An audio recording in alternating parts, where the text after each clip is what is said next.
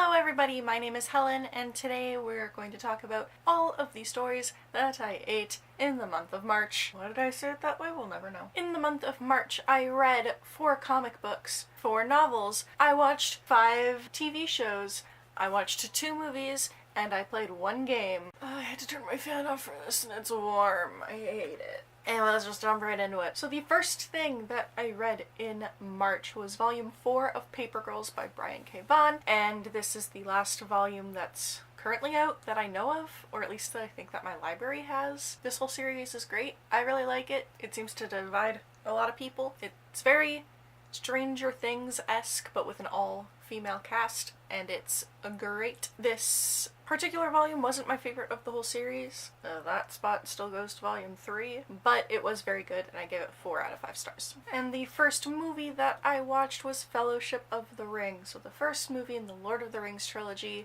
I love these movies, but Fellowship of the Ring is definitely my favorite of them. I love watching the story take off and getting to know the characters. I love Boromir, and I'm forever sad. Watson, don't you dare scratch at that door while I'm filming. Oh, you little shit. My cat interrupted me and I lost my train of thought. I love Lord of the Rings. 5 out of 5. The first show that I watched, more or less, I watched seasons 8 through 10 of Friends in March. So obviously the last 3 seasons of Friends, they're not necessarily the strongest seasons, but they're fun. Watching how everyone's story arcs come to an end is great. The only one I'm forever mad about is Rachel, but we don't talk about that. I mean, they're great, like 4 out of 5 stars. It's Friends. The first novel that I read this month was Alex and Eliza by Melissa de la Cruz. This is a young adult sort of retelling of Alexander Hamilton and Eliza Schuyler. I say retelling weirdly because, like, it's more like just a YA telling of what happened. I finally listened to Hamilton near the end of, like, last year. Fell in love with it like I knew I would. Picked this up. Was terrible. Like, well, I shouldn't say terrible because I have a book in here that was terrible. But this was not good. The narration would often come across as, like, really dry. It felt like reading a textbook a lot of the time. And then, like, Liza's narration went from feeling, like, really easy to read and super modern to going, like, weirdly super old-timey. And every time it did, I was like rolling my eyes at how bad this was. And the whole point of this book, which is the first in a trilogy, by the way, I still don't know how that happened, but the entire point of this book is supposed to be that, like, you want Alex and Eliza to get together, and I just didn't care if they did, which is sad. So yeah, I gave this 2 out of 5 stars. It was hecka disappointing. The next comic that I read was Mockingbird Volume 1 by Chelsea Kane. This follows Bobby, aka Mockingbird, who is a super spy. She was given a combination of the super serum that was given to Steve Rogers and something else that I'm blanking on that was given to Nick Fury. And they don't know how it's gonna react because those 2 things have never been put together. So this particular, like, series of comics follows her as she goes on missions and has a bunch of shenanigans, and then once a week gets called back to SHIELD base where she has to undergo a psych eval, and one of the side effects of these 2 things is that she gets increasingly sarcastic. She's great. I love her. I love her relationship with Hawkeye. They used to be married and they got a divorce, but they're still great. The whole sense of humor throughout this book was great. The stories told in this book were great. I gave it 5 out of 5 stars. If you're looking for, like, a kick-ass female superhero, pick up this. It's great. The next show that I watched season 3 of The Office, and I'm gonna be honest with you, I do not remember much of it. I remember enjoying it while I was watching it, but I do not remember it, like, at all. Part of that is probably because I marathoned the entire thing in, like, the first 2 days of March, so. But it was fun. I'm enjoying my time watching The Office, even though it's not necessarily, like, the best show for me. I think I gave this season like 3 out of 5 stars. If I remembered more of it, it would probably be a higher rating, but the fact that I don't remember it, yeah. And the next comic I read was, of course, Mockingbird Volume 2, a moment of appreciation for this cover, which caused a lot of controversy, by the way, because girls can't be nerds and shit, I guess. I don't know. This was great. It was not as good as the first volume. Like, I found myself putting this one down a couple times, whereas the other one I inhaled it. And this contains the end of this series, plus like 2 extra comics, because the whole series got cut so short that they couldn't actually fill 2 full paperback trades. And I'm still baffled because it's so good. I believe I gave this one like 4 out of 5, 4.5 out of 5, something like that. It's still great. Next is the only game that I played this month, which was Danganronpa 2, Island of Despair. It's very similar to the first game, which I described in my very first Stories I Ate. Basically, a bunch of high schoolers put in a situation where they cannot leave an area in order to graduate or leave. They have to kill another one of their classmates and not be found out. And you play a super plain dude who kind of just goes around and solves the crimes as they happen and makes sure that those people do not survive. It's a really dark game, but it has such a fun anime, over-the-top, like poppy kind of style to it. I actually preferred the end to this one over the end to the first one, even though this one was sort of the same as the first one, but this was great. I gave it like 4 out of 5 stars. I had a lot of fun playing it. The next book that I read was Hexed by Michelle Chris, and this was one of the books that I pulled out of my TBR jar for the month of March,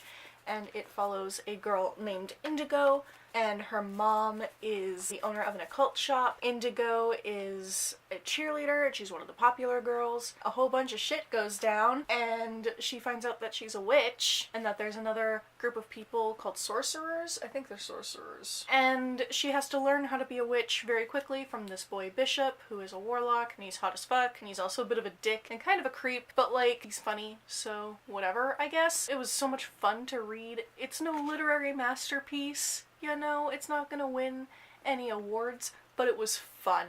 I flew through this book, and I didn't think I would. I haven't read a book about witches that I've actually like flown through like this in forever. For that reason alone, I gave this 4 out of 5 stars, and I really want to pick up the sequel, Charmed. The next show that I watched was Blue Exorcist. I watched the one from 2011, so this is a anime, obviously, about a boy named Rin and his brother Yukio, and they are in a school to become knights of the Blue Cross and shit. That's the order. Anyway, basically to like slay demons and shit, and Yukio is actually like already there, and he's a teacher, and Rin's like, what the fuck, you knew about this and I didn't.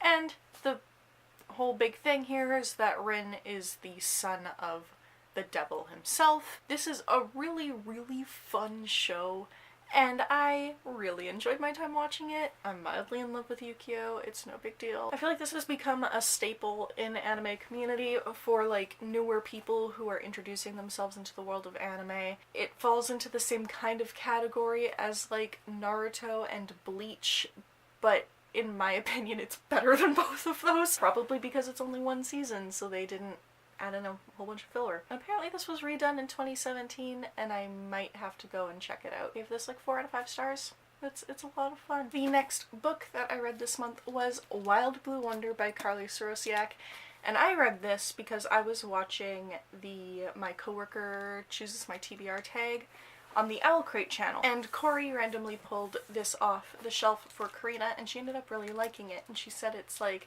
light magical realism where she was basically weeping the entire time she was reading it. I'm here for that. I like crying while I read, so I picked it up from the library, and I liked it so much that I placed a book outlet order so that I could have my own copy. This follows a girl and her family as they deal with her best friend's death from that summer, and it's just a story of them dealing with their grief, and it's beautiful. It's so good. I gave this 5 out of 5 stars. It's very light magical realism, so if you just enjoy like little hints of something where it's like, oh, that could be magical, this. If you like stories about grief, this. If you like watching families as a whole deal with their bullshit and get back together, this.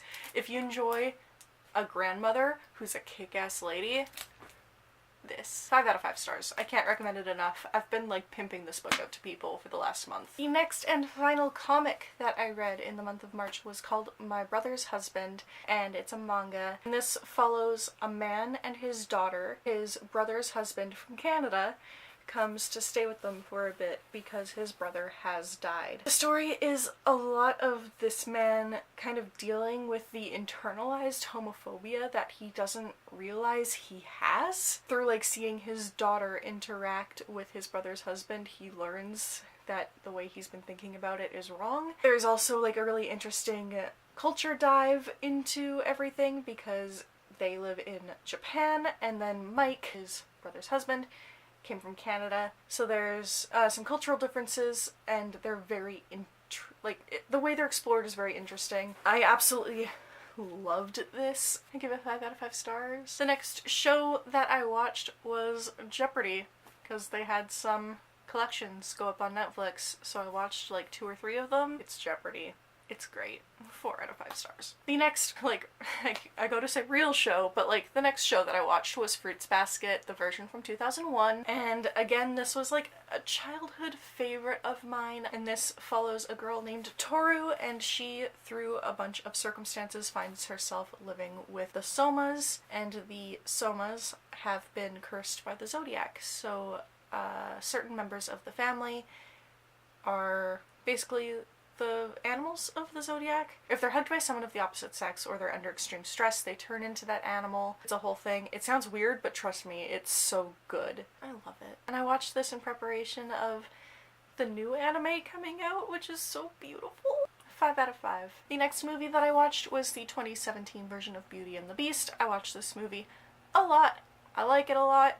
5 out of 5 stars. And finally, the last book that I read, The Body in the Woods by April Henry, and this is a young adult mystery thriller following 3 teenagers who are in a search and rescue program, and they find a body in the woods. Shocker. I hated this book. I haven't been this mad at a book in ages. I hated it. The characters in here each could have been interesting, and instead they just weren't. The mystery I solved on page 43. I went and checked for the page that I found it, and it was page 43, and I was right. What else about this was terrible? All of it. There's a romance in here that is so fucking vague through the whole thing, and then on the very last page they're like, oh yeah, and then they kiss.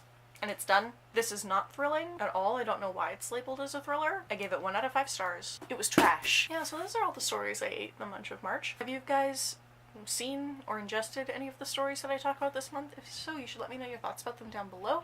And what have you guys been watching and reading and playing this month? I would love to know. You can also leave those in the comments down below. I absolutely love hearing from you, and I will see you soon with a new video. Bye-bye!